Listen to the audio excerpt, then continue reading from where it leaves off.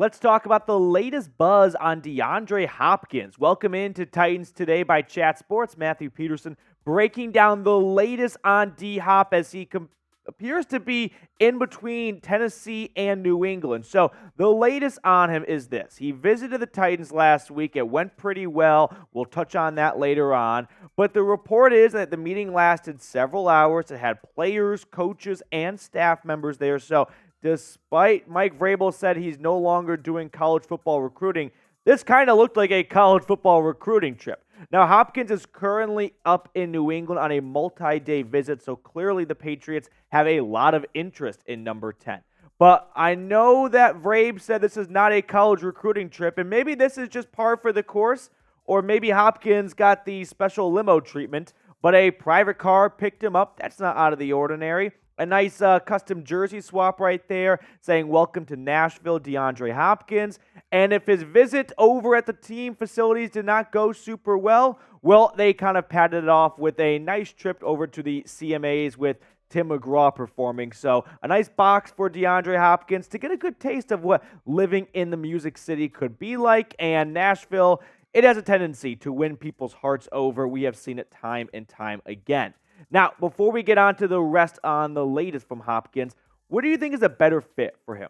The Titans or the Patriots? I am sure everyone's going to come into this with no bias whatsoever, but if you were DeAndre Hopkins and you wanted to find a nice balance of getting some money still, because unfortunately your career is going to start dwindling down, but also competing and trying to go on a postseason run. Both these teams missed the playoffs last year, so I feel like they're not too far off from one another. Let me know who you think in the comment section. So Jeff Howe from The Athletic wrote about Hopkins' upcoming visit to New England, which is now underway, and he said, "Or will the Patriots reel in DeAndre Hopkins? The free agent is planning to visit Gillette Stadium on Thursday, and there's optimism that two sides can find a way to reach an agreement, according to a person with knowledge of the matter." DeAndre Hopkins, if you're watching right now, let me give you guys some free life advice. Do not go back to Bill O'Brien. Do not go back to his ugly butt chin. He ruined your career for a little bit there, blasting you to the sun, sending you to Phoenix, and for whatever reason decided, I want David Johnson and a couple of day 2 or day 3 draft picks. You really want to reunite with him? He's the offensive coordinator now in New England. Maybe they can smooth things over, but if I was DeAndre Hopkins, I wouldn't want to go back to the coach who traded me away for a bag of peanuts. No, I'd rather go hang out in Nashville and win some playoff games potentially with Derrick Henry and an up-and-coming underrated defense. But that's just my 2 cents. Now, before we get on to the rest of the show, quick word from today's sponsor, NordVPN. Today's show is sponsored by NordVPN. Protect your digital world now and get 63% off NordVPN's 2-year plan. NordVPN is striving to make the internet better than it is today. It can be free from online threats, censorship, and surveillance. Get your online security package now by visiting nordvpn.com/TitansCS. Get 4 months for free by using that link in the description and comments section when you purchase the NordVPN 2-year plan.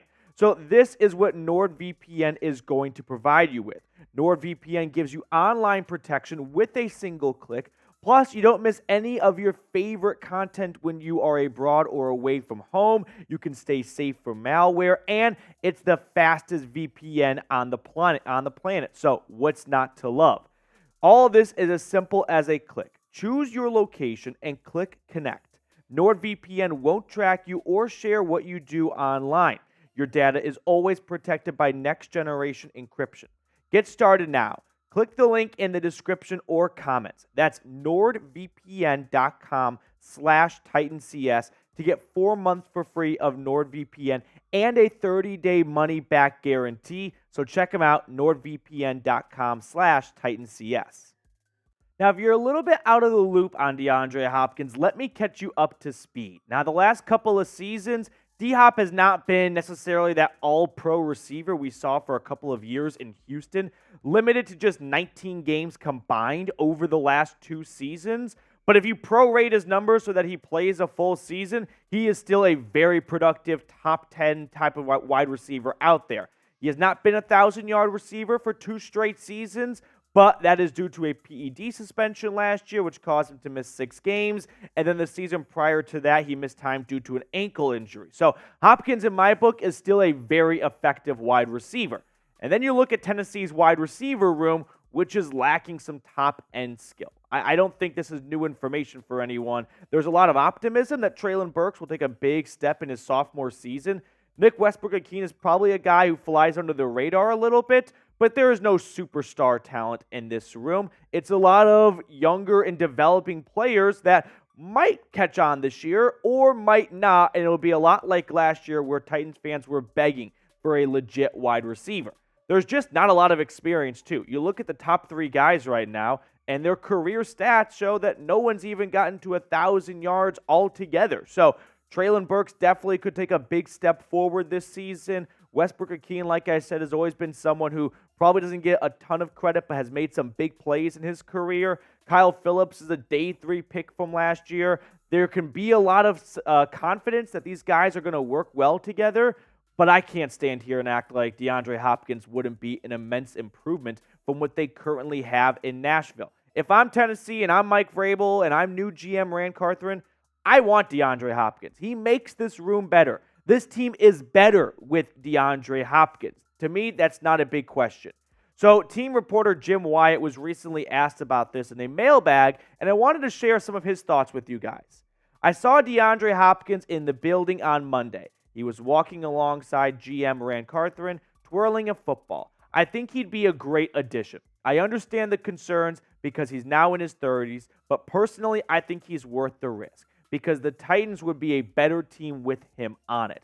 And I completely echo what Jim is saying right here. Now, if you want DeAndre Hopkins on this team, I can't guarantee that subscribing will get that done.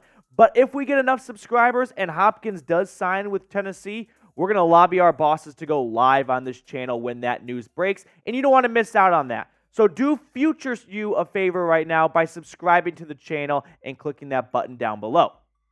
So what does it cost to get DeAndre Hopkins? Because there's a financial side of things here, and the Titans don't have endless amounts of cash to spend. So ESPN recently came out with a rough idea of a projected contract. 1 year, $10 million with up to $3 million in incentives, which is on the lower side compared to what Odell Beckham Jr. got in free agency about a month ago now. And Hopkins has been pretty public and not shy to say he's looking for what OBJ got and maybe some more because Hopkins has been a better receiver over the last 2 years. So he's got every argument to make that if OBJ is getting a 1 year, $15 million contract, well, if that's the market, then I'm getting a 1 year, $15.5 million for starters. Like, that is the baseline. Now, I think the Ravens sort of panicked and overpaid for Odell Beckham Jr., and you might not find another GM out there who's not stupid enough to give him this type of contract, but who's willing to give him this much money. So, unfortunately for Hopkins, unless he can persuade another GM to panic